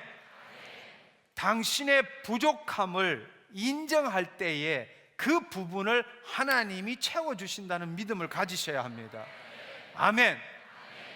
근데 우리는 어쨌거나 자기가 주인이기 때문에 남보다 뛰어나려 하고 그 기대치, 이상적인 자아에 맞추려고 노력하고 있다는 것입니다. 아니요, 여러분 포기하십시오. 나는 절대로 온전하거나 절대로 완벽하지 않습니다. 추구하지 마십시오. 그리고 믿음을 가지십시오. 내가 약할 때 하나님이 강하심을 나타낸다는 거예요. 아멘. 여러분이 그 마음을 가질 때 하나님이 직접적으로 여러분을 덮어주시고 숨겨주시고 여러분 대신 해주십니다. 그 마음을 갖지 않기 때문에 하나님에게 기회를 드리지 않는 겁니다. 우리가 할 수 있는 것은 내 안에서 능력으로 역사하시는 이의 역사를 따라서 최선을 다하는 것뿐입니다. 그분에 의지해서 그리스도의 영의 인도함을 받아서 그분이 주시는 것만큼 하는 것입니다. 아멘. 일곱 번째, 나는 사랑받기 위해 일하고 섬기는 것이 아니라 받은 사랑으로 일하고 섬기는 존재입니다.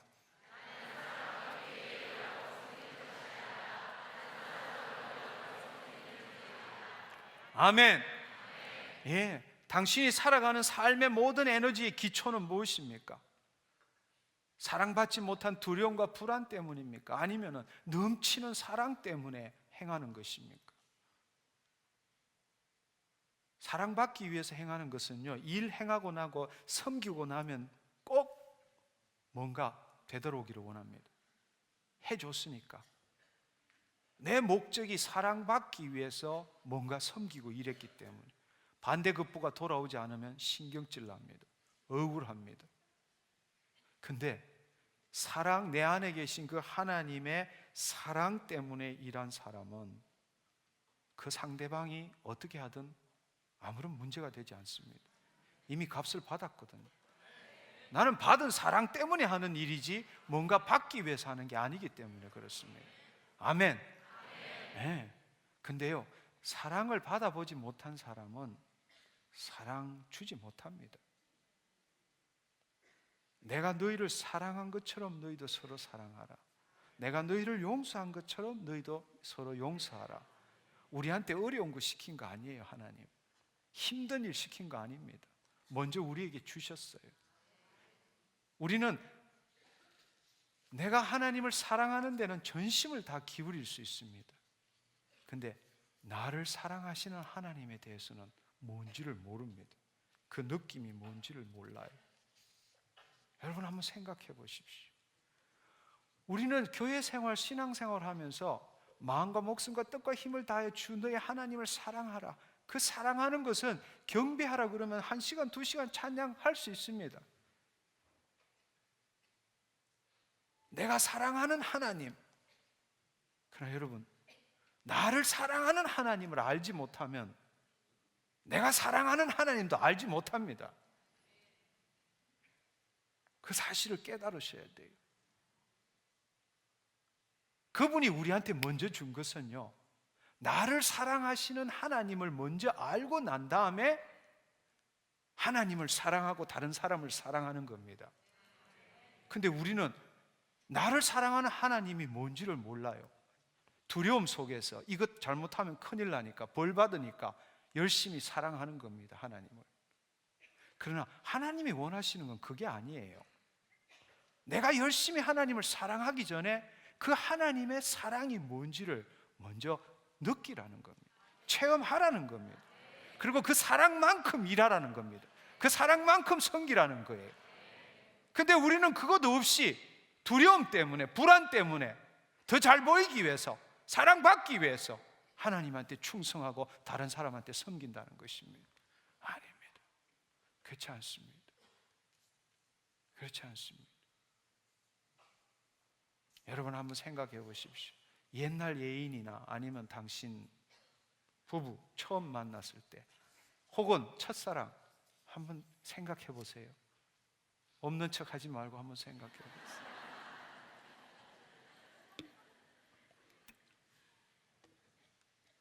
온몸에 불 붙는 그 기분, 세상 전부와도 바꿀 수 없는 그 기분, 누가 뭐래도 만나야 되는 그 기분, 내 모든 것 버리고라도 끊을 수 없는 그것, 첫사랑 한번 생각해 보십시오. 그가 나를 사랑했다, 그녀가 나를 사랑했다. 그 첫사랑을 느꼈을 때 그 마음, 그것 때문에 그를 위해서는 내 몸까지도 던질 수 있고 모든 것을 포기할 수도 있고, 그것이 우리의 사역의 근본입니다. 근데 우리는 그 첫사랑이 뭔지를 모르는 거예요. 예수 믿으라, 예수 믿으면 죄 사함 받고 천국 간다. 아니요.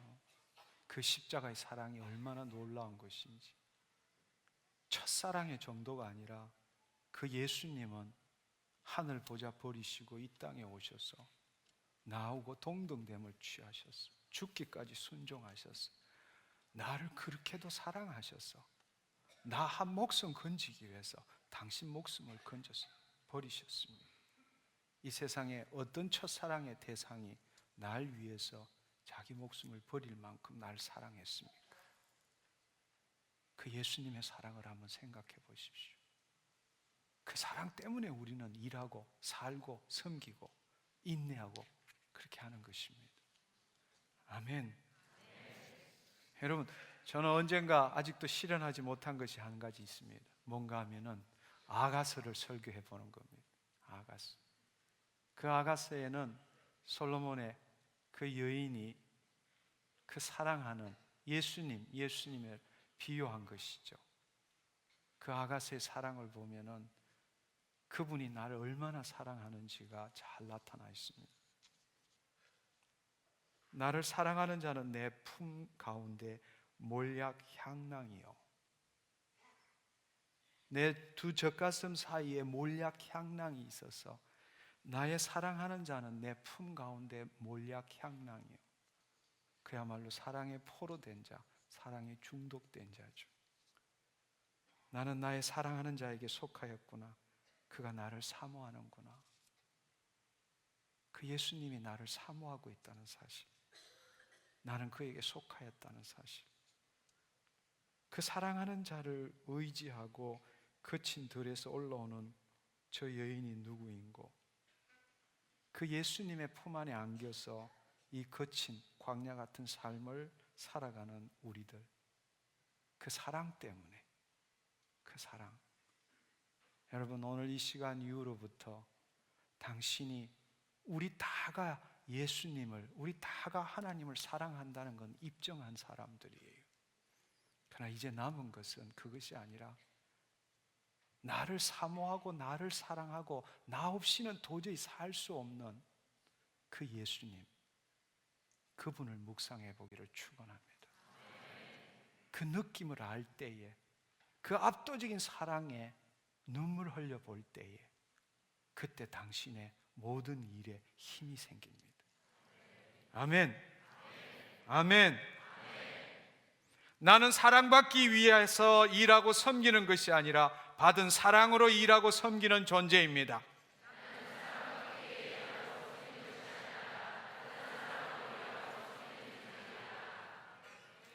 여덟 번째, 나는 내 뜻대로 되지 않아도 기쁨과 감사를 느끼는 존재입니다.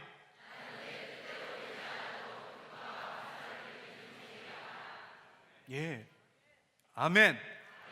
우리는 우리 뜻대로 안 되면, 수틀리면 모든 게 싫어져요. 그러나 우리 안에 그리스도의 영이 있기 때문에 항상 기뻐하라, 쉬지 말고 기도하라, 범사에 감사하라. 이런 그리스도 예수 안에서 하나님이 우리를 향하신 하나님의 뜻이라고 말씀하셨습니다. 예, 안 되는 것 같아도요, 한 번, 두 번 해보면 돼요. 예, 내 뜻대로 안 돼도 웃으면요, 처음에는 억울한 것 같은데 아니에요. 웃다 보면 웃을 수 있어요. 기뻐하다 보면 기뻐할 수 있어요. 근데 그렇게 하고 나면 엄청난 기쁨이 와요. 왜? 하나님 뜻대로 했거든요. 한 번 해보고 두 번 해보고 하면요, 하나님 뜻대로 사는 게 뭔지를 알게 됩니다. 아멘. 나는 내 뜻대로 되지 않아도 기쁨과 감사를 느끼는 존재입니다.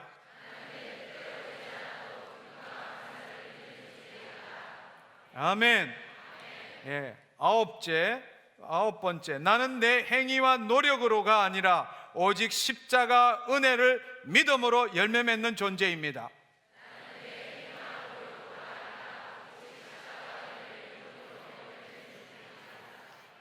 아멘. 그렇습니다. 예수님께서는 친히 저주를 받아서 우리로 하여금 율법의 저주에서 우리를 해방시키셨습니다.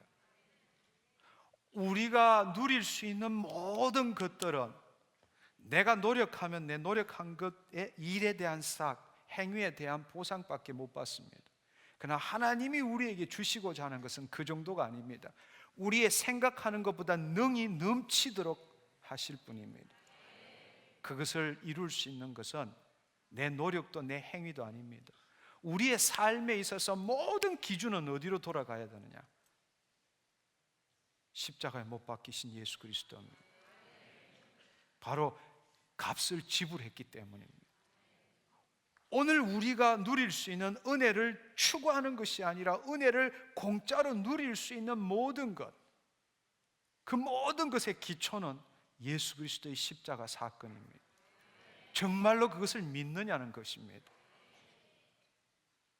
왜냐하면 우리의 모든 율법의 저주에서 그분이 친히 저주를 받으심으로 우리의 모든 값을 지불했기 때문입니다. 그래서 은혜예요.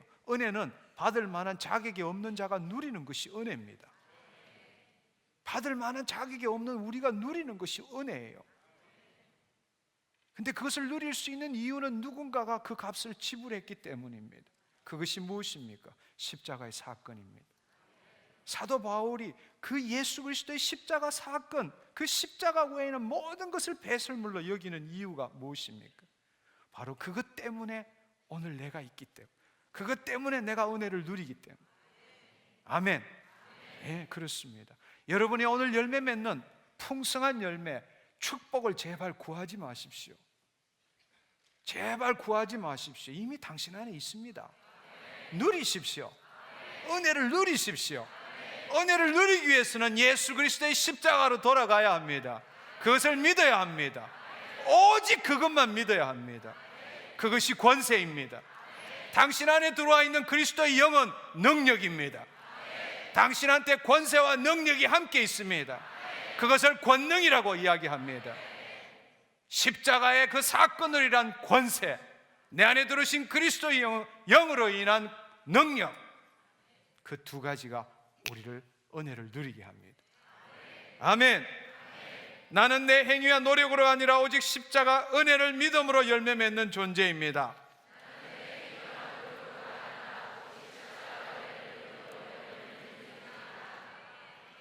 마지막 10번째입니다. 나는 내 마음에 심는 대로 거두는 존재입니다. 하나님은 만월이 여김을 받지 않습니다. 그분은 사람이 무엇으로 심든지 심는 대로 그대로 거둔다고 말씀하셨습니다. 여러분 한번 생각해 보십시오. 저는 성경의 구절 중에 가장 좋아하는 거 5개를 골라라 이러면 그 중에 하나가 이 구절입니다. 왜냐하면 내 삶에서 지금 거두고 있기 때문입니다.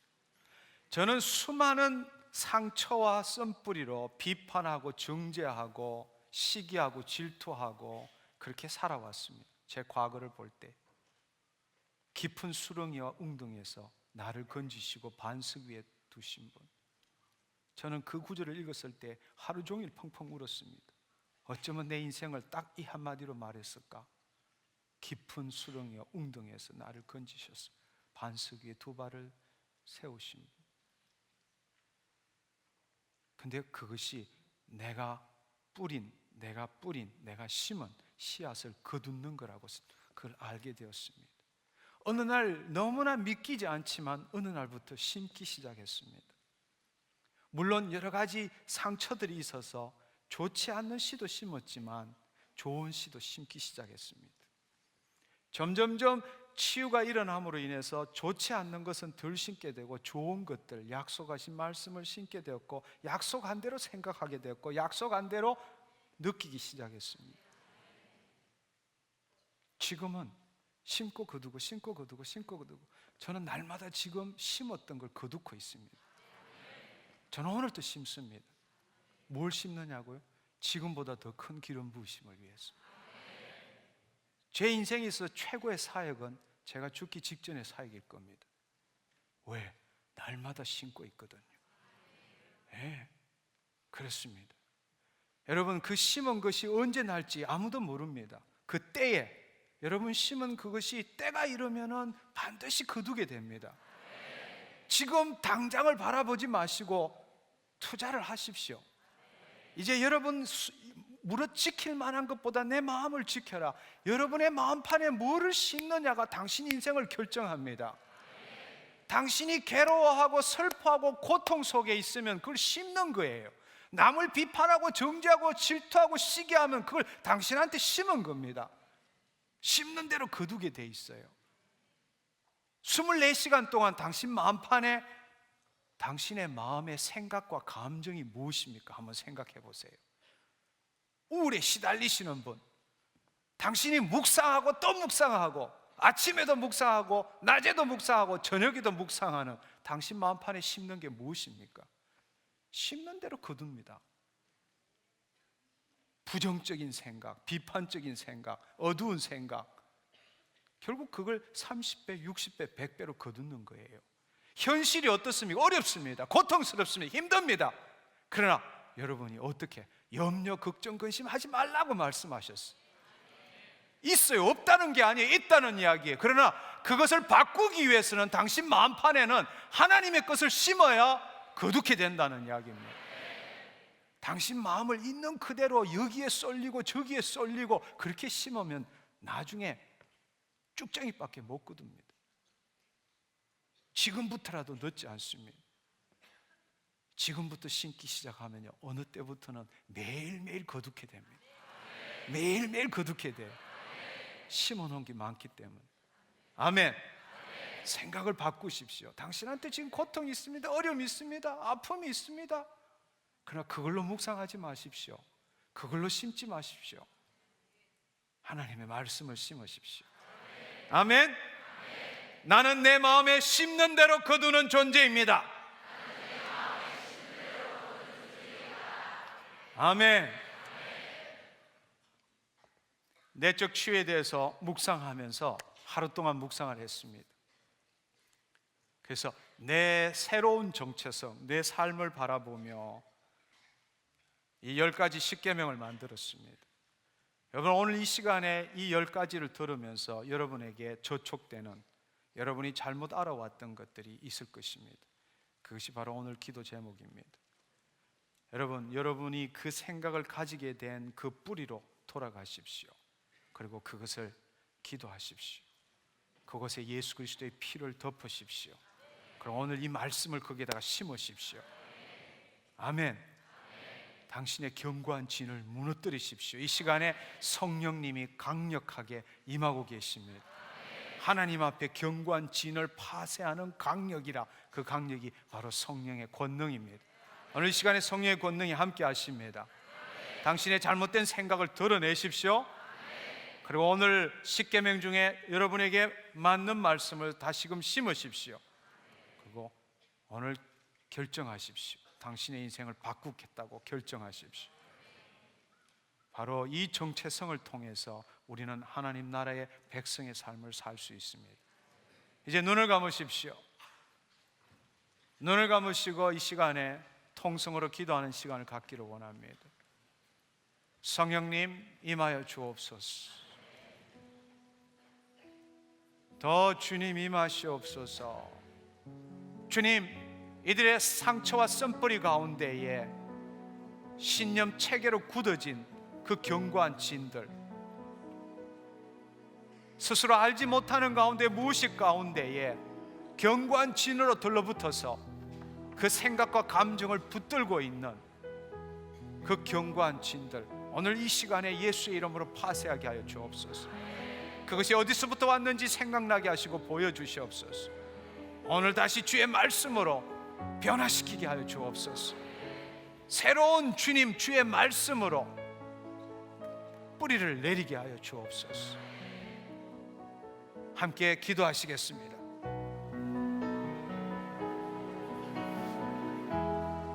주님의 성령, 주님의 성령이 내게 임했네. 상한 영 고치며 가진 자 부시며 어둠을 열어서 눈뜨게 하도록 주님의 성령이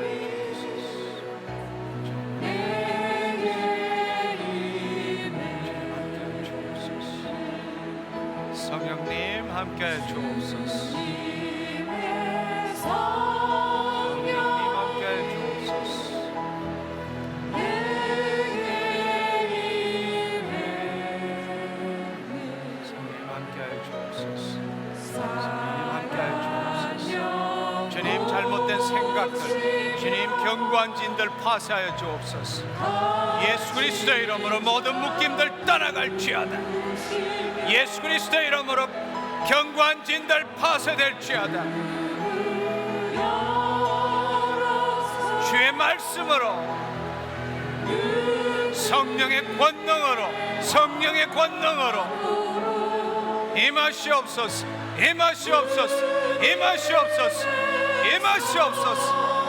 예수의 이름으로 임하시옵소서.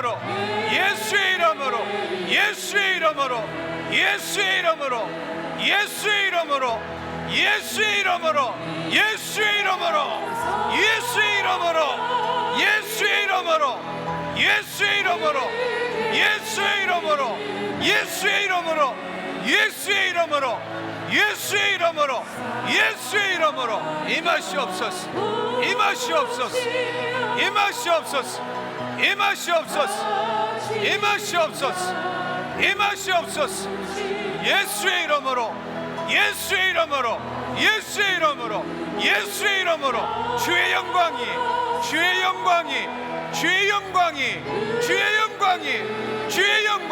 주의 영광이 예수의 예수의 이름으로, 예수의 이름으로, 예수의 이름으로, 예수의 이름으로, 예수의 이름으로, 예수의 이름으로, 예수의 이름으로, 예수의 이름으로, 예수의 이름으로, 예수의 이름으로 견고한 집 파쇄될지어다. 견고한 집 파쇄될지어다. 견고한 집 파쇄될지어다. 예수의 이름으로, 예수의 이름으로, 예수의 이름으로, 예수의 이름으로 견고한 집 파쇄될지어다.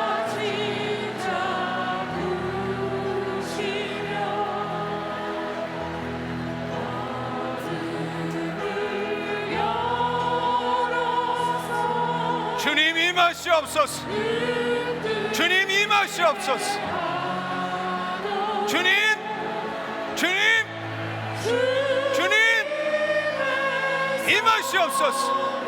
임하시옵소서. 임하시옵소서. 임하시옵소서.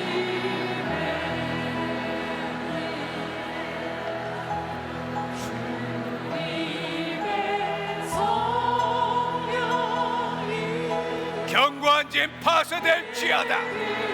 견고한 집 파쇄될지어다. 견고한 집 파쇄될지어다. 견고한 집 파쇄될지어다. 예수의 이름으로, 예수의 이름으로, 예수의 이름으로, 예수의 이름으로 견고한 집 파쇄될지어다. 견고한 집 파쇄될지어다.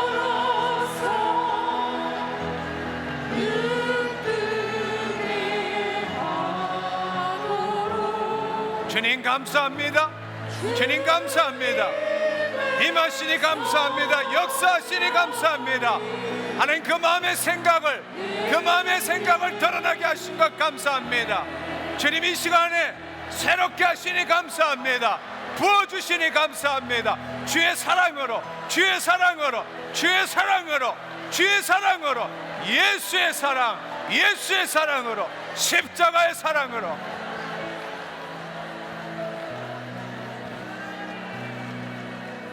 모든 묶임들 떠나가, 모든 묶임들 떠나가, 모든 묶임들 떠나가, 더러운 영 떠나가, 더러운 영 떠나가.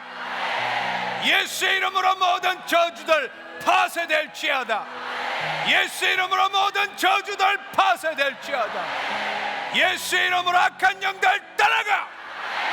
슬픔의 영, 우울의 영, 상실감의 영, 시기 질투의 영 떠나가, 떠나가.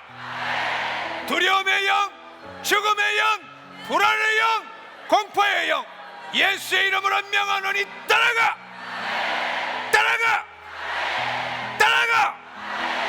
염려와 걱정, 근심의 영 예수의 이름으로 명하노니 떠나가, 떠나가, 떠나가.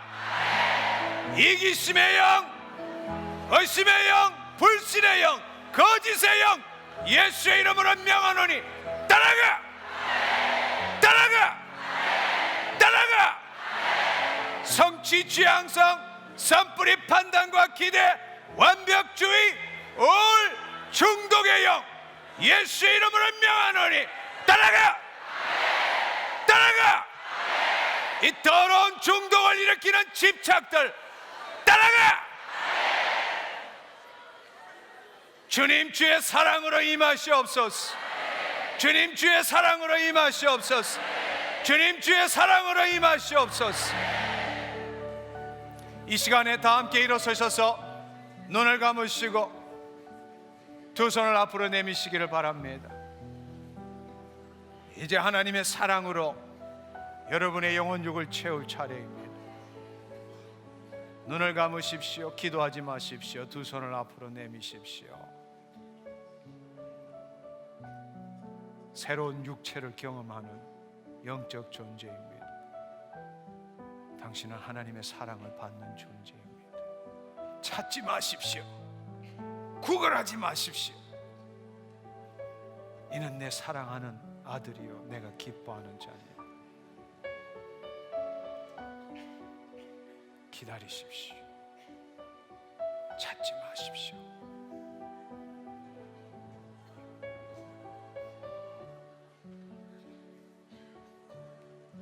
나의 갈망은 주께서 하나님의 사랑을 받아들이십시오. 나도 찾지 마십시오. 그냥 받아들이십시오. 주를 사랑하는 나도 주님을 사랑하는 것 나의 갈망은 기다리십시오. 주께서 나를 하나님이 사랑으로 여러분에게 임하고 계십니다. 찾지 마십시오. 당신은 사랑스러운 하나님의 자녀입니다. 당신이 처음부터 태안에 있을 때부터 당신의 어머니의 태를 생각해 보십시오. 당신의 그 장부가 조직되기 전부터 하나님은 당신을 보고 계셨습니다. 당신을 받으신 분이 하나님이십니다. 당신을 기르신 분도 하나님이십니다. 단 한 번도 당신의 인생에 눈을 뗀 적이 없는 분이 하나님이십니다. 당신의 부모를 사랑하고 용납하지 못했을지라도 그 하나님은 단 한 번도 실수한 적이 없으십니다. 받으세요. 그분의 사랑을 받으십시오.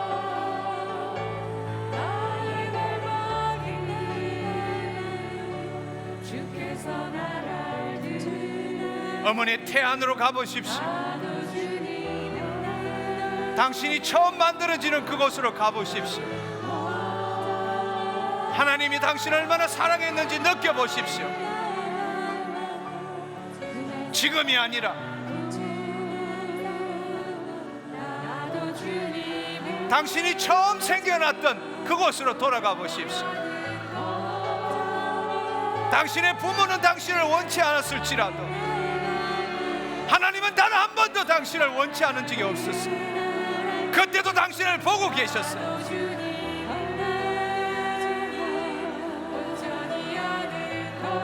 그 사랑을 맛보십시오.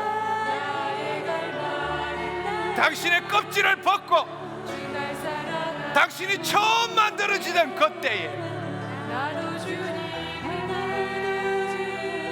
그곳에 예수의 피를 뿌리십시오. 예수의 피를 뿌리십시오. 당신은 날 때부터 이제 당신은 거듭난 존재입니다. 모든 죄가 사해진 존재입니다. 어미의 뱃속에서 난자와 정자가 만날 때에, 아니 그 만나기 전에도 하나님은 당신을 만세 전부터 보고 계셨습니다. 그곳에 예수의 피를 뿌리십시오. 당신은 죄 사함 받은 존재입니다. 당신은 예수 그리스도 안에 새로운 피조물입니다. 이제 하나님으로부터 난 존재입니다. 그 사랑을 받으십시오. 부으소서, 부으소서. 주의 사랑, 주의 사랑.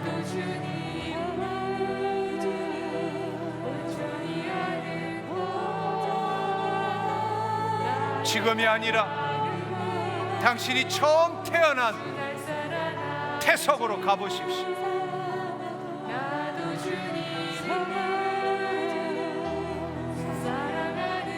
하나님이 당신을 보고 계심을, 예수님이 당신을 보고 계심을 바라보십시오. 고백하십시오. 주님, 처음부터 나를 알고 계셨고, 처음부터 나를 지으셨고, 처음부터 나를 사랑하셨군요. 고백해 보십시오. 그 예수님에게 고백해 보십시오.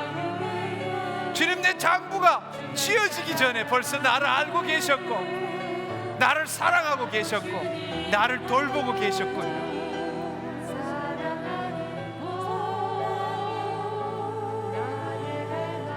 오늘 이 밤에 당신의 정체성을 바꾸십시오. 주께서 나를 오늘 이 밤에 당신이 얼마나 하나님으로부터 사랑받고 있는 존재인지 다시 느껴보십시오.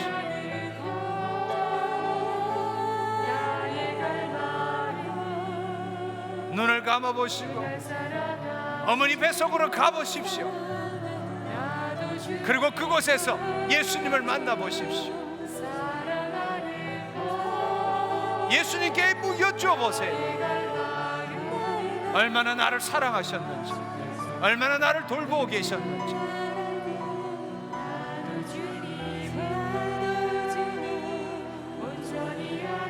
사랑합니다, 예수.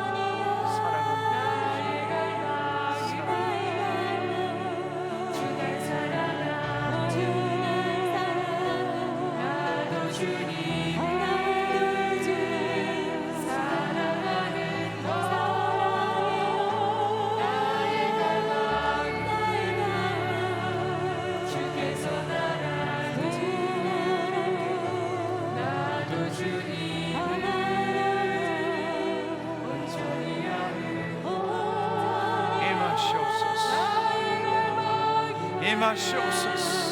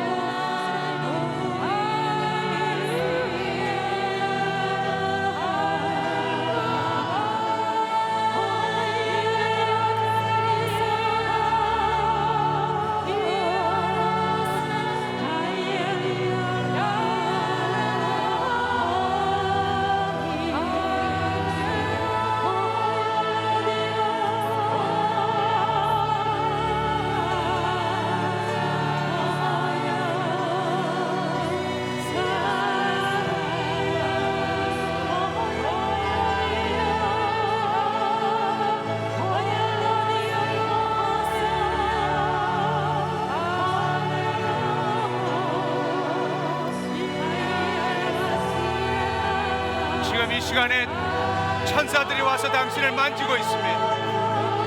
하나님의 사랑을 받으십시오.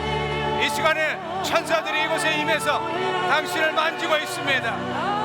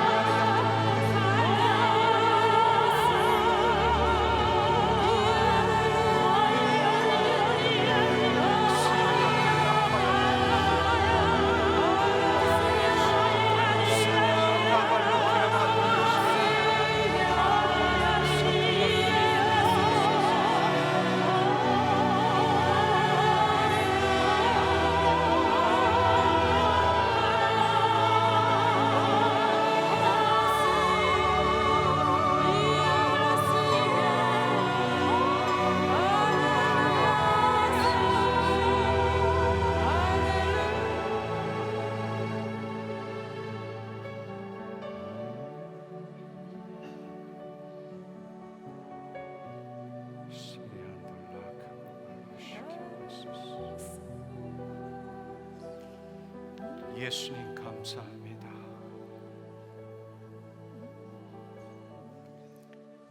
나는 하나님으로부터 태어났어. 당신 안에 있는 존재입니다. 이 시간 나의 모든 상처와 썸뿌리와 견고한 짐들 예수 그리스도의 십자가에 못 박았습니다. 주의 말씀 가운데 있으므로 진리가 나를 자유케 했습니다. 나는 더 이상 타락 후에 내가 아니라 나는 이제 타락 전에 당신의 자녀로 돌아갔음을 예수의 이름으로 선포합니다. 나는 자유합니다. 나는 자유합니다. 나는 자유합니다. 나는 자유합니다. 아멘. 할렐루야.